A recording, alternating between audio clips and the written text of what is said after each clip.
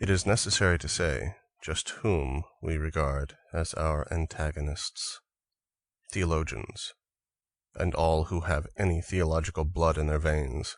This is our whole philosophy. One must have faced that menace at close hand.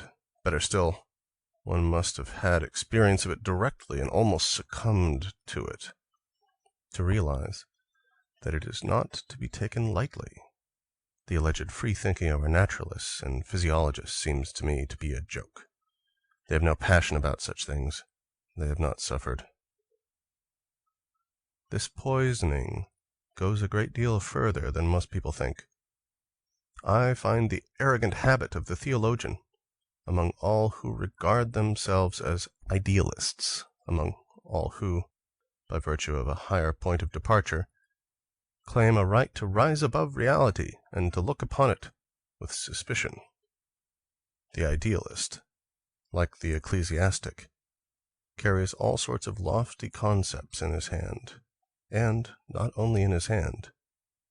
He launches them with benevolent contempt against understanding, the senses, honor, good living, science. He sees such things as beneath him, as pernicious and seductive forces, on which the soul soars as a pure thing in itself, as if humility, chastity, poverty, in a word, holiness, had not already done much more damage to life than all imaginable horrors and vices.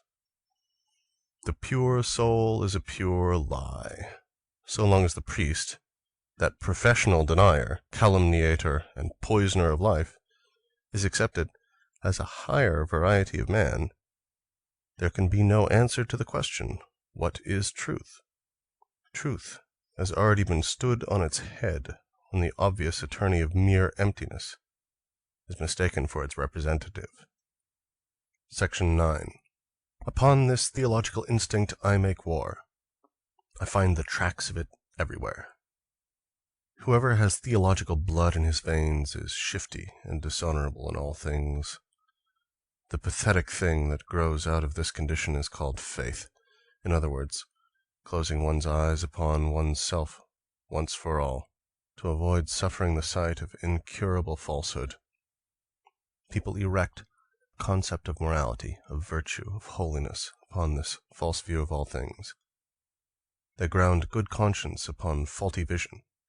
They argue that no other sort of vision has value any more, once they have made theirs sacrosanct with the names of God, salvation, and eternity. I unearth this theological instinct in all directions. It is the most widespread and the most subterranean form of falsehood to be found on earth. Whatever a theologian regards as true must be false.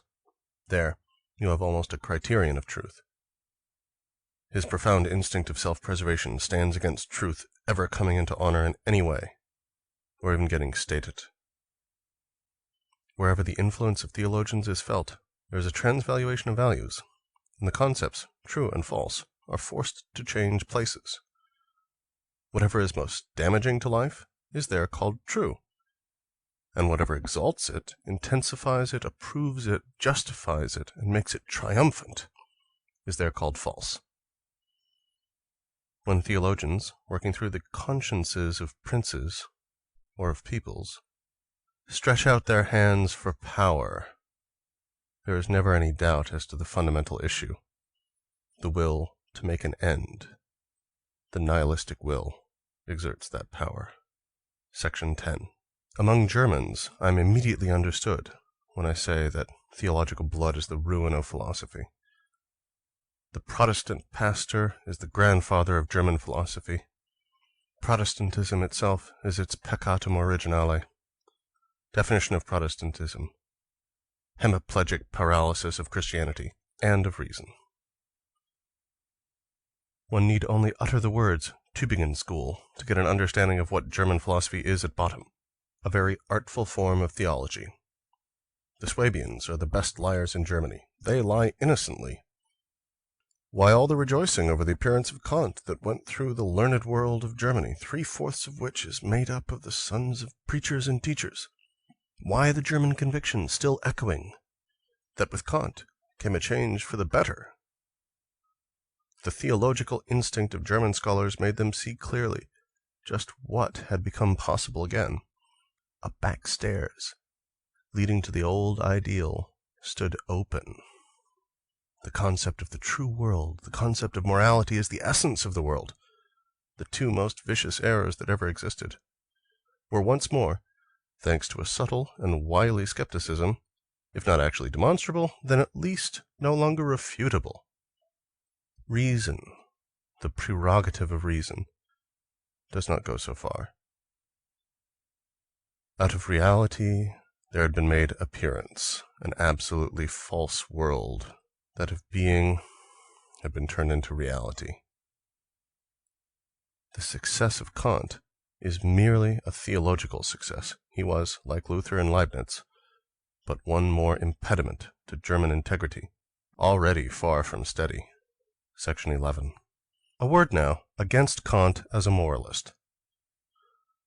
A virtue must be our invention. It must spring out of our personal need and defense. In every other case, it is a source of danger. That which does not belong to our life menaces it. A virtue which has its roots in mere respect for the concept of virtue, as Kant would have it, is pernicious. Virtue, duty, good for its own sake, goodness grounded upon impersonality or a notion of universal validity, these are all chimeras, and in them one finds only an expression of the decay, the last collapse of life, the Chinese spirit of Königsberg.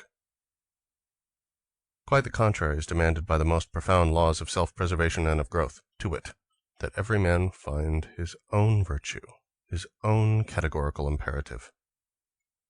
A nation goes to pieces when it confounds its duty with the general concept of duty.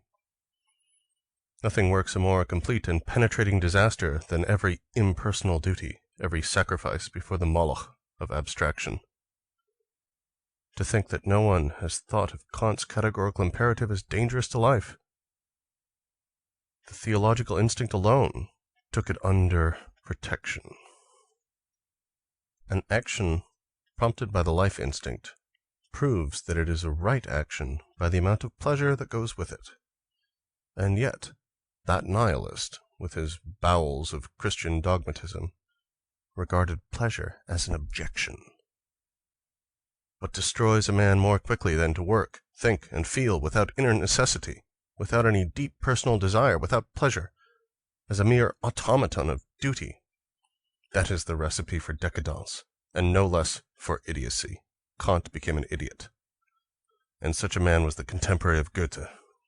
This calamitous spinner of cobwebs passed for the German philosopher, still passes today.